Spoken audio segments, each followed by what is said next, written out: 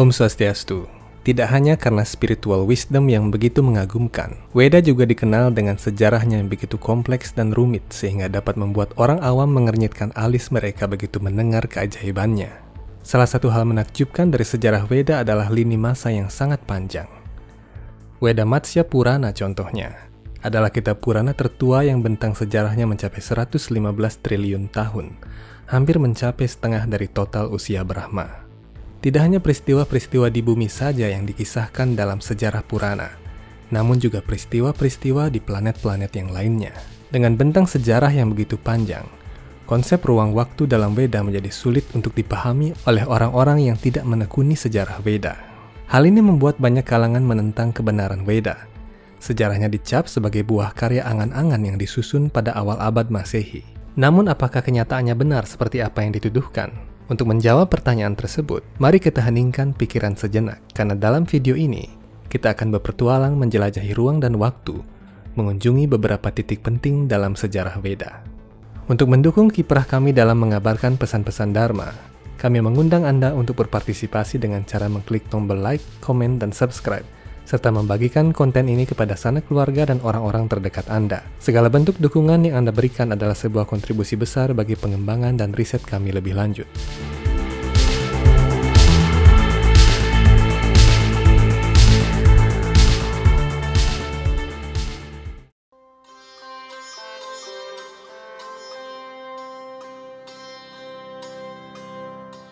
Ada 3 sejarah Weda yang sangat terkait dengan distorsi ruang dan waktu. Kisah pertama adalah kisah Airawata, gajah milik Dewa Indra.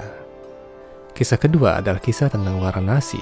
Dan kisah ketiga, yang paling fenomenal, adalah kisah kelahiran Prahlad. Mari memulai pembahasan ini dari pemahaman tentang bagaimana kitab-kitab Purana menggambarkan konsep waktu. Menurut catatan sejarah Itihasa dan Purana, waktu tidak digambarkan sebagai entitas yang linear. Dalam bahasa sederhana, waktu tidak semata-mata berjalan ke masa depan saja. Berbeda dengan pandangan biasa, kitab-kitab Purana menggambarkan waktu sebagai lingkaran kala cakra di mana masa lalu, masa kini, dan masa depan sesungguhnya telah ada dan terjadi bersamaan. Dengan kata lain, segala tindak tanduk semesta dan sebab akibatnya telah terjadi secara serempak dalam badan waktu yang kekal. Tuhan Sri Krishna membenarkan hal ini dalam Veda Bhagavad Gita bab 11 ayat 7. Beliau bersabda, "Wahai Arjuna, apapun yang ingin engkau lihat, lihatlah dengan segera dalam badanku ini. Bentuk semesta ini dapat memperlihatkan kepadamu apapun yang ingin engkau lihat sekarang dan di masa depan. Segala sesuatu yang bergerak dan tidak bergerak berada di sini secara lengkap, di satu tempat." Dalam Veda Bhagavad Gita bab 7 ayat 26, Tuhan Sri Krishna juga menyatakan, "Wahai Arjuna, sebagai Tuhan yang Maha Esa, Aku mengetahui segala sesuatu yang terjadi pada masa lampau, segala sesuatu yang sedang terjadi sekarang, dan segala sesuatu yang akan terjadi di masa yang akan datang. Aku juga mengenal semua makhluk hidup, namun tiada seorang pun yang mengenal diriku." Dua ayat tersebut membuktikan bahwa waktu adalah sebuah wujud yang utuh, lingkaran yang tanpa awal dan tanpa akhir. Namun demikian, manusia tidak dapat melihat seluruh badan waktu yang maha besar itu, sehingga persepsi manusia membuat waktu seolah-olah terbagi menjadi masa lalu, masa kini, dan masa depan dengan kapasitas jangkauan dimensi yang sangat kecil. Sementara itu, bagi makhluk hidup yang diberikan kekuatan Trikala Gyana atau pengetahuan lintas waktu oleh Tuhan, mereka tidak lagi membedakan waktu sebagai masa lalu, masa kini, dan masa depan, sebab mereka dapat berpindah dimensi ruang dan waktu atas karunia Tuhan sendiri. Kemampuan berpindah ruang dan waktu yang dimiliki oleh pribadi-pribadi agung di alam semesta ini menjadi alasan mengapa sangat banyak peristiwa sejarah Purana yang terkesan tumpang tindih dan tidak kronologis. Semua peristiwa sejarah tersebut terjadi di ruas-ruas waktu yang berbeda, namun pelakunya sama. Atau bisa juga pelakunya berbeda, namun waktu terjadinya yang sama. Membingungkan bukan? Karena itu sejarah-sejarah Purana terkadang sangat kompleks, melibatkan peristiwa di ruang dan waktu yang berbeda. Ini sama sekali bukan karena sejarah Purana adalah sebuah khayalan ataupun karena para maharsi penerima wahyu kebingungan saat menyusun Weda. Ini melainkan karena peristiwa yang terjadi melibatkan dimensi ruang dan waktu yang beragam. Kisah pertama tentang paradoks ruang dan waktu adalah kisah gajah Dewa Indra, Airawata. Kisah ini sangat terkait dengan peristiwa Samudra Mantana atau pengadukan lautan susu yang terjadi pada periode Manwantara ke-6 atau Caksusa Manwantara. Peristiwa ini menandai dimulainya zaman Mesozoikum dalam geologi modern, ditandai dengan munculnya banyak spesies tumbuhan angiosperma, reptil, dan amfibi yang berbeda dengan Manwantara sebelumnya. Suatu ketika, Resi Durwasa berkunjung ke Amarawati, salah satu dari 9 kota para dewa di Swargaloka yang berlokasi di sisi timur puncak Sumeru Parwata. Karena berkenan atas keramahan Dewa Indra, pemimpin para dewa, Resi Durwasa memberinya seuntai kalung bunga sebagai berkat. Dewa Indra, yang kadang menjadi lupa diri akibat kemasyhuran surgawi yang dimilikinya, menganggap kalung bunga itu sebagai kalung bunga biasa dan menempatkannya di belalai gajah putih tunggangannya. Gajah itu kemudian menjatuhkan kalung bunga itu dan menginjak-injaknya. Merasa tersinggung karena Dewa Indra memperlakukan kalung bunga pemberiannya dengan tidak hormat, Resi Durwasa berniat memberi pelajaran etika pada raja para dewa itu. Resi Durwasa mengutuk para dewa agar segala kemasyhuran, kekuatan, pengetahuan, dan kemewahan mereka lenyap seketika. Di tengah keputusasaan, para dewa akhirnya memohon belas kasihan kepada Dewa Brahma, leluhur semua makhluk di alam semesta ini. Kemudian para dewa, dipimpin oleh Dewa Brahma, pergi ke tepi lautan susu di planet bernama Sweta Dwipa di poros alam semesta. Di sana mereka berdoa kepada Sri Wisnu, memohon solusi atas permasalahan tersebut. Sri Wisnu menyarankan para dewa agar bekerja sama dengan para asura untuk mengaduk lautan susu dan memperoleh kembali segala kemasyhuran mereka. Dari lautan susu itu akan muncul Lakshmi Dewi, dan dimanapun ada Lakshmi, di sana akan ada segala kekayaan dan kemasyhuran. Salah satu hasil dari pengadukan lautan susu adalah gajah putih Airawata. Dinyatakan bahwa Dewa Indra mengambil gajah ini sebagai kendaraannya. Yang menjadi pertanyaan, bukankah Airawata telah menjadi kendaraannya sebelum dikutuk oleh Resi Durwasa? Ini adalah salah satu bukti adanya paradoks ruang dan waktu.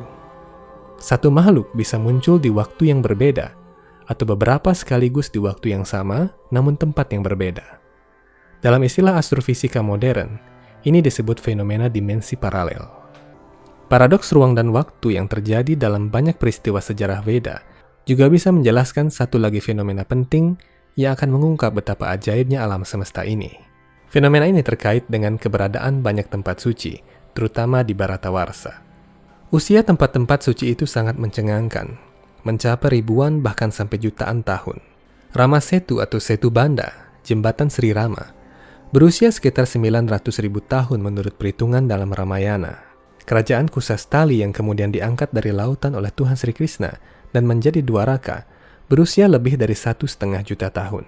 Pilar Ugrastamba di India Tengah, tempat Tuhan muncul sebagai Narasingha Awatara, berusia jauh lebih tua, yaitu 300 juta tahun, menurut perhitungan sejarah Purana.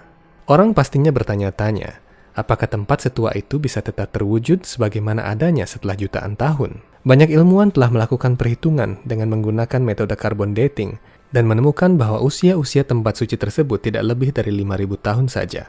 Dengan dasar itu, mereka menyatakan bahwa apa yang dinyatakan dalam Veda adalah sebuah kebohongan. Namun demikian, orang yang mengetahui kebenaran Veda tidak akan berpikir sependek itu.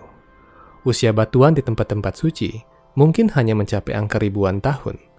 Tetapi bagaimana jika tempat-tempat suci itu adalah tempat-tempat yang selamat dari arus waktu, sehingga bisa bertahan jutaan tahun? Mari kita menyimak salah satu kisah contoh mengenai Dewa Siwa yang diangkat dari Veda Siwa Purana. Kisah ini adalah kisah sejarah terjadinya kota suci Varanasi, yang saat ini berada di Benares. Karena Dewa Siwa sangat mencintai kota suci ini, yang dihias oleh Ibu Gangga dan aroma tulasi dari kaki Padma Tuhan, Dewa Siwa berjanji bahwa kota Varanasi akan tetap ada bahkan setelah hari peleburan. Ketika peleburan alam semesta tiba, Dewa Siwa berjanji akan menopang Varanasi dengan ujung trisulanya yang perkasa. Dan ketika peradaban baru tercipta kembali di bumi, Varanasi akan ditempatkan di koordinat semula. Dari kisah tersebut kita dapat memahami bahwa tempat-tempat suci, di mana Tuhan turun dan melangsungkan kegiatan rohaninya, adalah tempat yang memiliki medan ruang waktu tersendiri.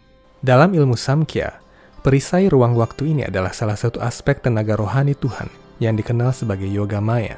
Yoga Maya menjaga suatu tempat suci agar tidak lekang oleh waktu. Karena itulah, tak heran jika Ugrastamba yang berusia sekitar 300 juta tahun berdasarkan penjelasan kitab suci, memiliki bebatuan yang usianya hanya pada angka ribuan tahun secara fakta. Kisah sejarah ketiga tentang paradoks ruang dan waktu adalah kisah sejarah lahirnya Prahlad, putra Hiranyakasipu. Kisah sejarah ini adalah bukti yang sangat tegas tentang paradoks ruang dan waktu dalam sejarah Purana. Dalam Veda Bhagavata Purana, buku ke-7, bab 3, ayat 15 dan 16, dinyatakan bahwa Hiranyakasipu melakukan pertapaan selama 100 tahun para dewa, atau sekitar 36.000 tahun manusia. Tatkala Hiranyakasipu pergi bertapa, dia meninggalkan istrinya yang setia, bernama Kayadu. Saat itu, Kayadu telah hamil. Tatkala Hiranyakasipu pergi, para dewa menculik Kayadu dan berniat membunuhnya bersama janin Asura dalam kandungannya. Para dewa berpikir bahwa janin yang dikandung Kayadu selama 12 bulan itu akan melahirkan Asura yang sangat kuat. Namun beruntung, Dewa Resi Narada hadir dan mencegah perbuatan keji itu. Dewa Resi Narada kemudian melindungi Kayadu di pasramannya.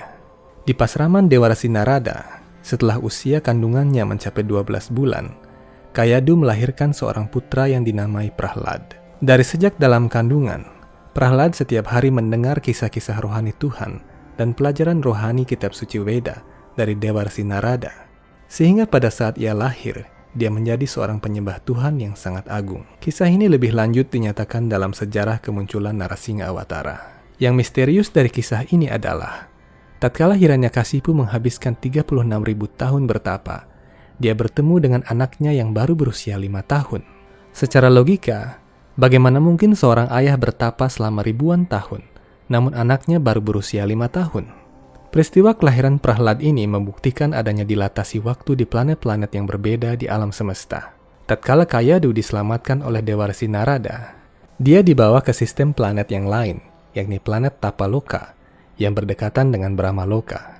Di sistem planet itu, Prahlad baru berumur 5 tahun, namun di bumi, puluhan ribu tahun telah berlalu. Inilah bukti adanya perbedaan ruang dan waktu dalam sejarah Veda. Sejarah Purana, walaupun terkesan tidak kronologis, sebenarnya adalah catatan sejarah semesta yang terjadi di dimensi ruang dan waktu yang berbeda-beda, di planet dan masa yang beragam. Karena itulah terkadang pembaca yang awam menemukan ketimpangan dalam sejarah Purana, lalu menganggapnya sebagai khayalan. Inti dari semua sejarah tersebut adalah kegiatan rohani Tuhan bersama para penyembahnya di berbagai dimensi planet. Siapapun yang menyimak kegiatan rohani tersebut, kelak ia pasti akan mendapatkan penyucian dan pembebasan dari pengaruh alam semesta material. Itu adalah tujuan utama dari seluruh catatan sejarah Veda. Sampai jumpa di episode-episode Hindu Times Channel yang akan datang. Tentunya dengan butiran mutiara-mutiara pengetahuan suci Veda yang semakin berkembang dan menarik untuk diikuti. Semoga Hindu senantiasa dapat menjadi cahaya yang terang dan menjadi teladan bagi kedamaian, keharmonisan, kesucian dan keberagaman dunia. Om Santi Santi Santi Om.